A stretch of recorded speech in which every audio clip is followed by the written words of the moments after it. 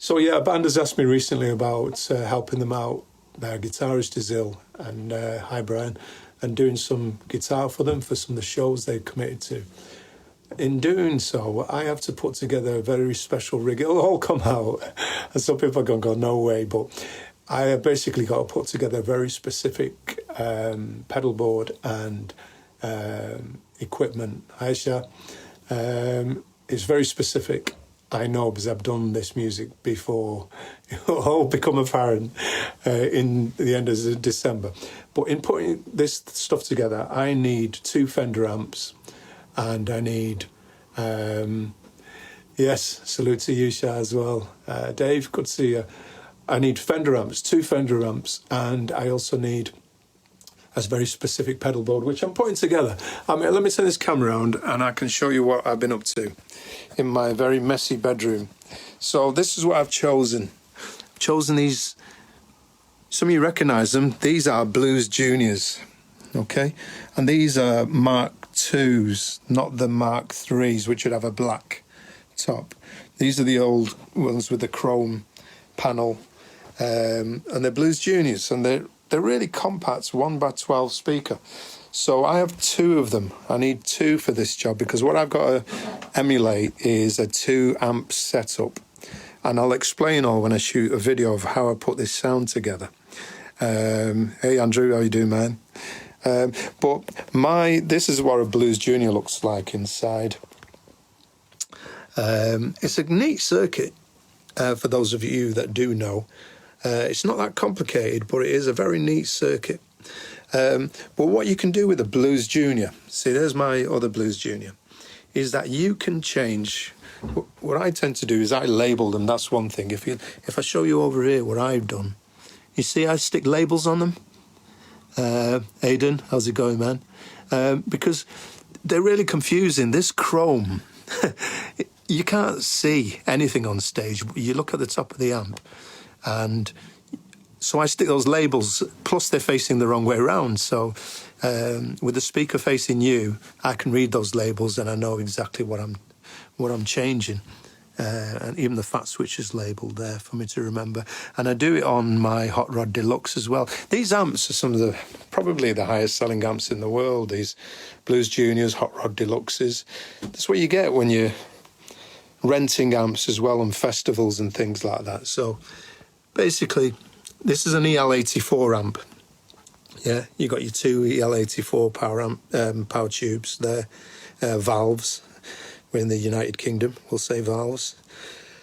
And I think these are Sovtech, these particular valves that I've got. You can see Sovtech on them, yeah, 2 of. And then you have this retainer, which is held on by a spring. Then you got the preamp valves. In this particular one, this has not been modded. These are groove tubes, yeah, 12AX7s, 3 of. But in this one, when I turn it round, I could show you. Yeah, there we go. Oh, sorry, there's a cover in this one. But these have been changed. I think I've got AT7s in there or UTs. I can't remember. I don't know if you can see through there. Plus the fact it's upside down. Oops, no. Facebook won't allow it, so let's go back. But this one has been modded, whereas this one is, I think what I did replace the valves, but I just put back 12AX7s in there. Yeah, Neil? Yes, Neil. But the other thing you can do to a Blues Junior, which I've done is, because I'm a Celestion endorsee, I stuck this whopping big G12 Heritage 30 watt in there. 70th anniversary. Can the bias of the AXMs be inverted? I wish I could answer that question, but my electronic knowledge is not that great. So, because I don't know about bias for preamps. I know you, obviously, when you're biasing amp tubes, you have to do power amp tubes. But inverting bias, I don't know.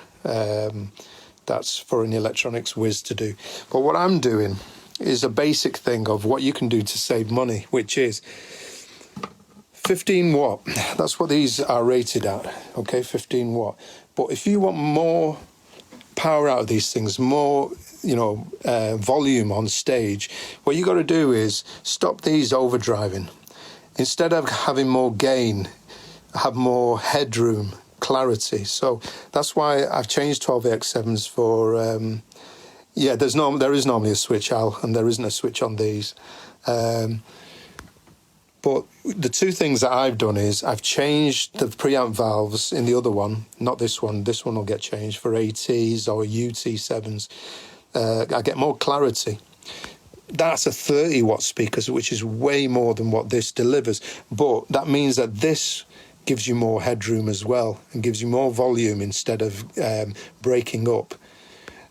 Because I use pedals for the breakup as opposed to, you know, driving the amp right, you know, to its maximum.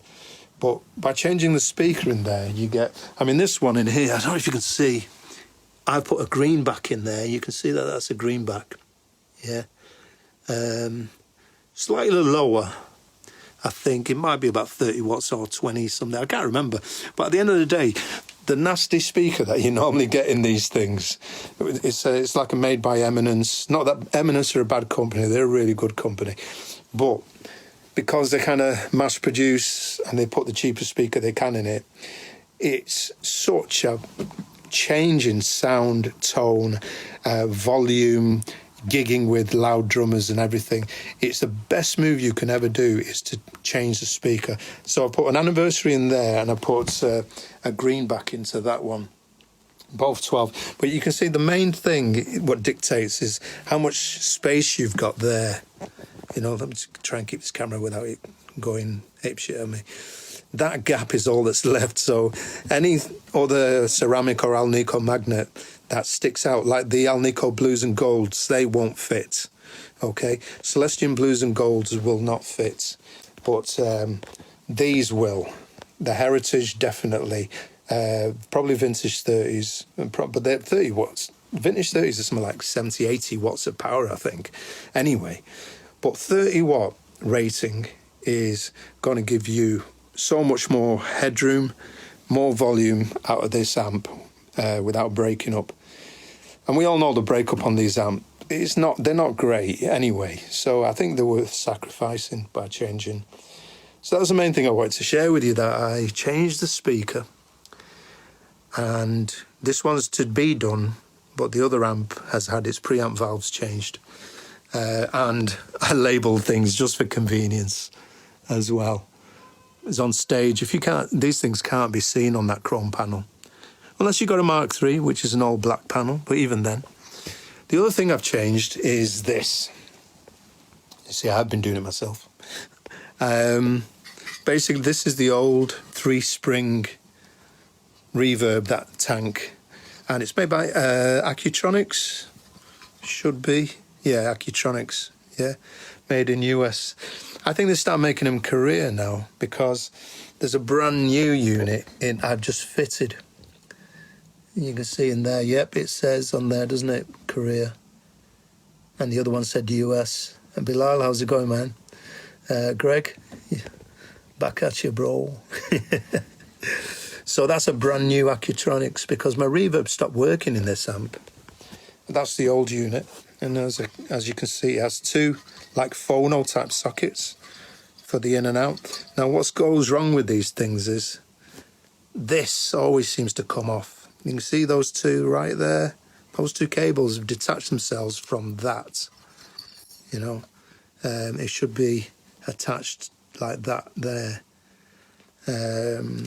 But as you can see, it just happens, wear and tear, they bounce around. You can see the springs in there.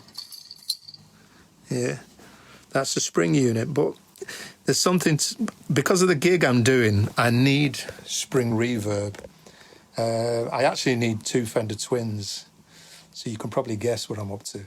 But I haven't got 2 Fender Twins, apart from emulations, which I can do off something like my Fender HX Stomp, but no, I'm going to go with Fender amps. So I'm going to get my clean sound from this,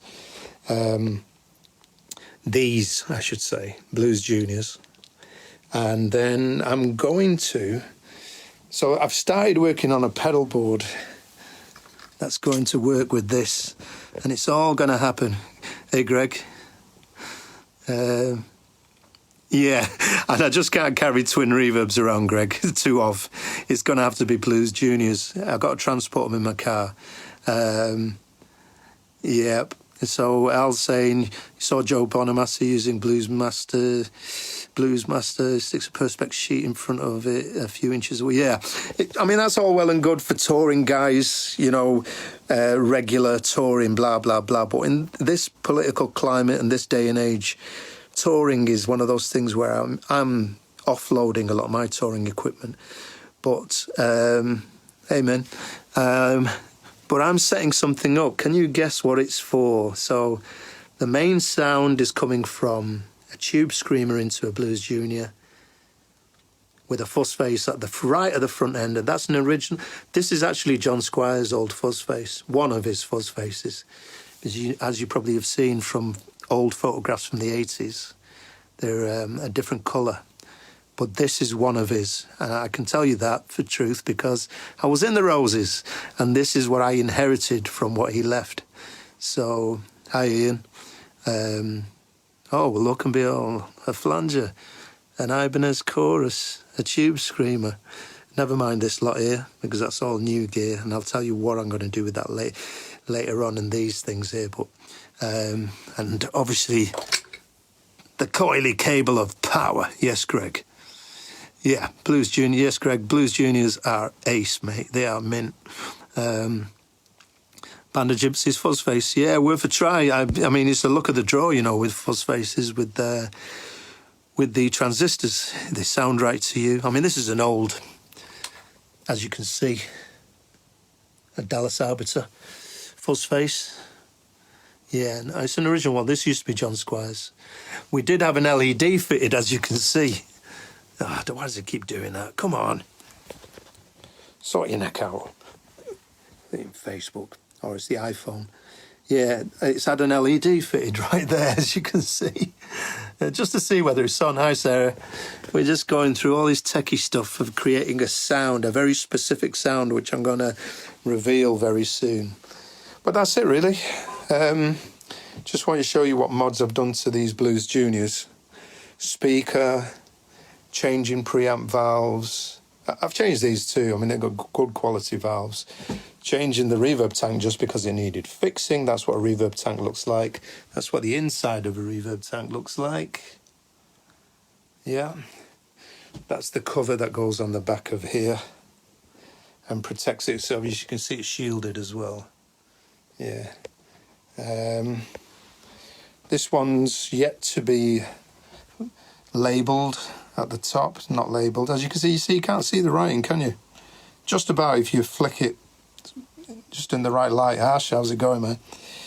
Yeah, whereas if you label like this, you can see quite clearly what's on it if you don't mind all that. And that's it, folks. That's it. That's where I'm up to in my little bedroom, tinkering with my amps. And you can see a Blues Junior is not a massive amp, you know, one speaker, really portable. They easily get, you know, like I've done. Got another one there. Under my arm. And one there. You can easily get two of those.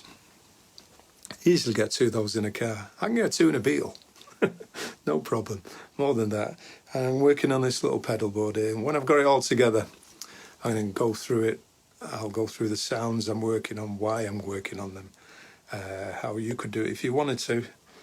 I always get asked this question. That's why I thought I'd do this. I will explain all very soon. I'm going to put these back on because I can't read it. Yes, Brian.